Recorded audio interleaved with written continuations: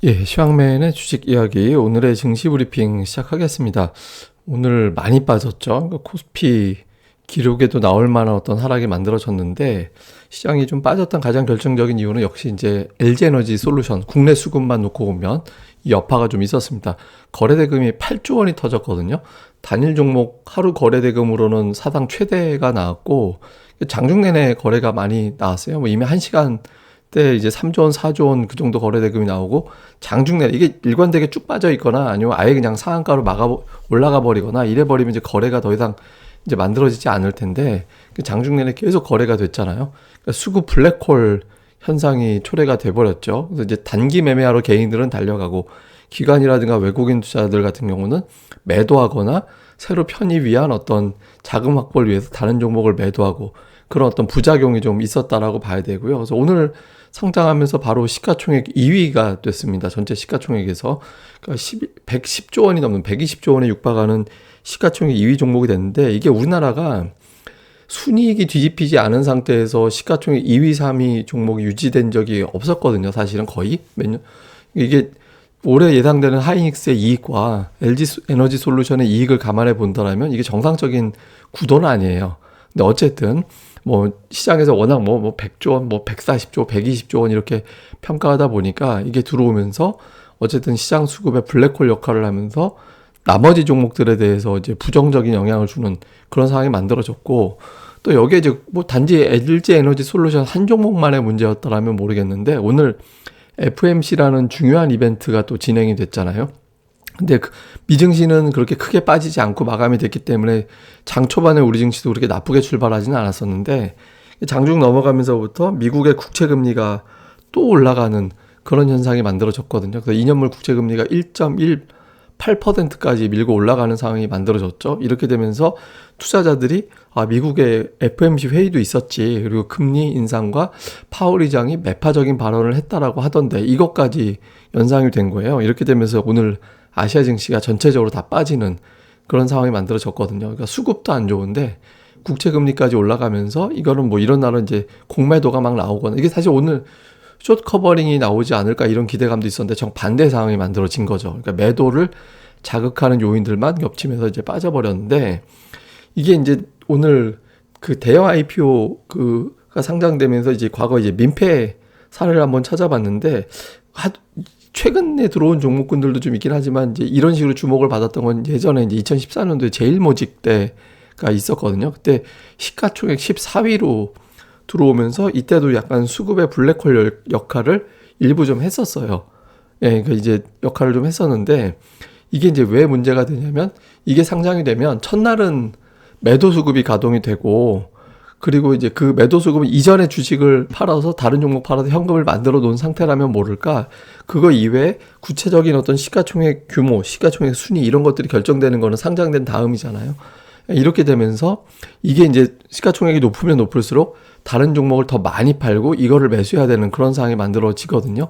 그래서 그때 당시에 보면 이제 제일모직 상장한 날 주가가 이제 되게 많이 빠졌다가 꼬리를 엄청 달고 결국에는 이제 많이 이제 빠져서 끝나긴 했죠. 근데 그리고 이제 그 다음날 반등이 연속적으로 나오긴 했었는데 어쨌든 시가총액이 굉장히 높은 종목이 들어오게 되고 그때 들어올 때 또 하필이면 주변 증시 상황이 안 좋게 되면 이제 주식시장이 좀 부정적으로 흘러가는 그런 경우가 있습니다. 그래서 예전에 이제 이런 사례가 있었는데 상장 다음 날은 또 지수가 올라가는 경험이 있긴 했거든요. 이번에도 그렇게 될지는 모르겠습니다만은.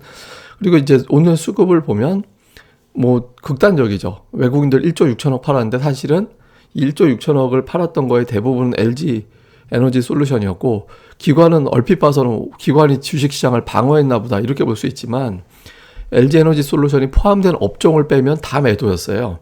그러니까 실제로는 오늘 외국인들 때문에 증시가 빠진 게 아니라 기관 때문에 빠졌다. 다른 거 팔고 저쪽으로 매수하기 위해서 이제 달려드는 그런 어떤 수급이 만들어지면서 이제 시장이 좀 부정적으로 흘러가는 그런 모습을 보였죠. 근데 오늘 조금 이제 수급에서 특징적인 건 외국인들이 모처럼 풋옵션을 좀 많이 팔았다라는 점. 그러니까 풋옵션은 팔면 팔수록 시장에 올라갈 수 있겠다 이런 희망을 걸 수 있는 지표죠. 그다음에 선물도 보면 막판에 선물을 쭉 하고 끌어올리는 저점 대비 한 5천 개 정도 마감할 즈음부터 시작을 해서 들어왔거든요. 그래서 오늘 지수가 좀 사실 뭐 이 정도 빠졌으면 오버했다라고 볼 수밖에 없긴 하죠. 그러니까 외국인들 선물 쪽에서도 이건 좀 너무 오버했다, 좀 채워야 된다, 이런 움직임이 나와서 내일 장 초반의 흐름은 이제 그렇게 나쁘지는 않을 것 같습니다. 그 다음에 이제 또 하나 수급을 봐야 되는 게, 이 수급에서 또 하나 변수가 되는 게, 오늘 기관 외국인들 동향을 보시면 기관이 LG에너지솔루션만 3조 원을 샀거든요. 예, 삼성전자 2,600억 팔았는데, 하여튼 그동안에 팔아놨던 돈과 오늘 매도한 자금을 합쳐가지고 산 거거든요. 근데 그 중에서 누구냐? 연기금이 2조를 샀어요. 연기금이, 근데 사실 저건 연기금을 탓하기가 어려운 게 뭐 기계적인 패시브 매매라고 하죠. 그러니까 그런 매매가 좀 일부 가동이 된 거. 사실 본격적인 매수 가동은 패시브 자금의 매매는 내일부터 시작되는 건데, 미리 좀 움직이는 자발적인 자금이 좀 있었죠. 그런 어떤 패시브 자금 이외에. 그러니까 이런 어떤 연기금이 그런 역할을 하면서 다른 대형주들의 수급이 꼬였죠. 근데 그동안 연기금이 올해 들어서 내내 매도를 했는데, 오늘 계기로 그러니까 매도가 실제로 그러니까 LG에너지솔루션의 주가가 더 올라가 버리면 이제 시가총액 비중이 커지면서 이걸 더 사야 되는 상황이 생길 수는 있죠. 그러니까 대신 그 조건은 뭐냐면 얘만 올라가면 시가총액 비중이 커지니까 매수하게 되지만, 지수 자체가 다른 종목들이 같이 올라가면서 되면은 그런 게 가동이 안 되거든요.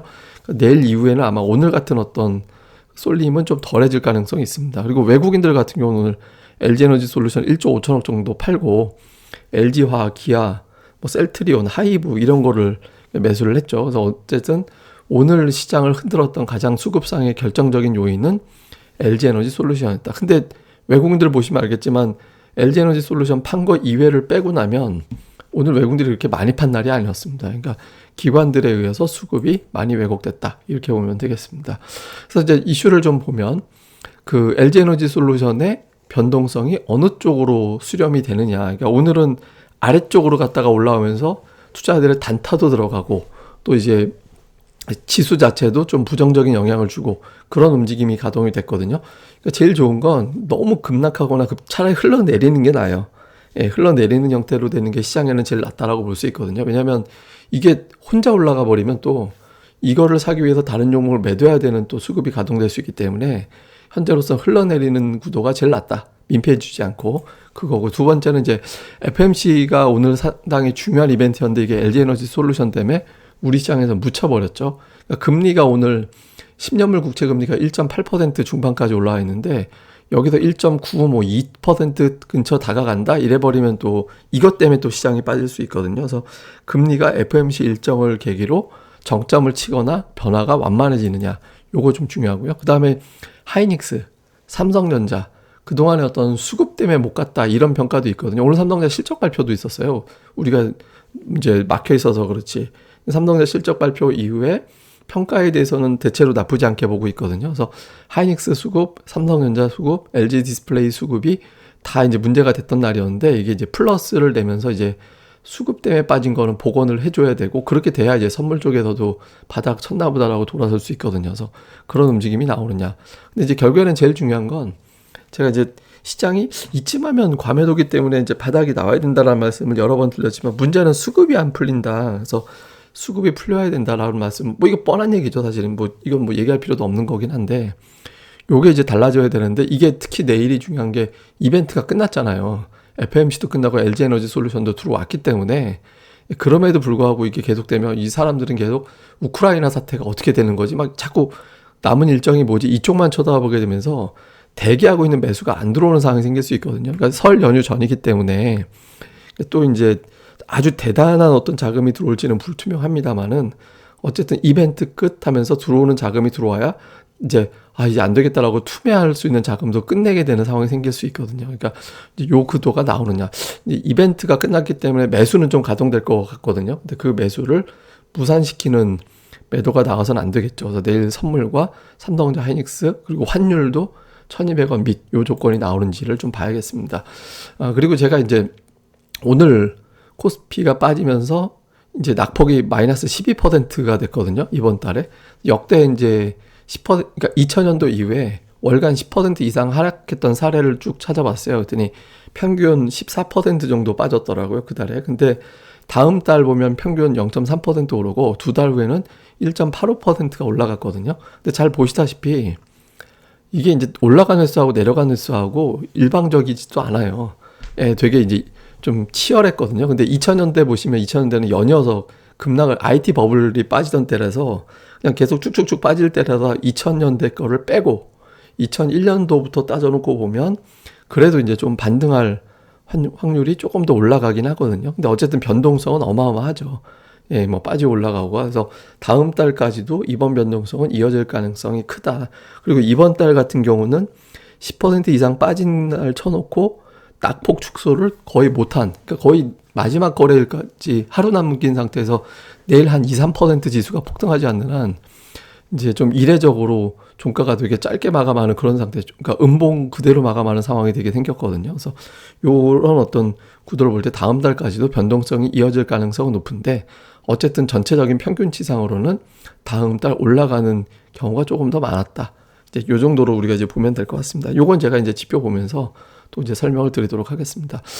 근데 어쨌든 좀 과매도 하면서도 시장이 안 돌아서니까 되게 많이 답답하실 것 같은데 뭐 좀 기운들 내시고 저도 이제 조금 더 세밀하게 내용을 또 다시 자세히 또 말씀드리고요. 또 이럴수록 좀 다양한 통계들이라든가 자료 좀 전달해 드리도록 하겠습니다. 그러니까 기운들 내시고 저도 조금 더 디테일하게 또 이제 객관적인 자료 전달해 드리는 걸로 노력을 하겠습니다. 그리고 오늘 오전에 사실 제가 스트리밍 방송 시도하다가 못했거든요. 그래서 시장 좀 이럴 때 장중에 서로 이렇게 좀 막 치열하게 이야기하면서 막 이렇게 주고받고 하면 조금 더 좋았을 건데 제가 하다가 오늘 실패를 했어요. 한 30분 정도 시도하다가. 저 원인을 잘 찾아서 이후에 기회가 되면 다시 제가 스트리밍 방송을 또 이런 날엔 또 시도해 보도록 하겠습니다.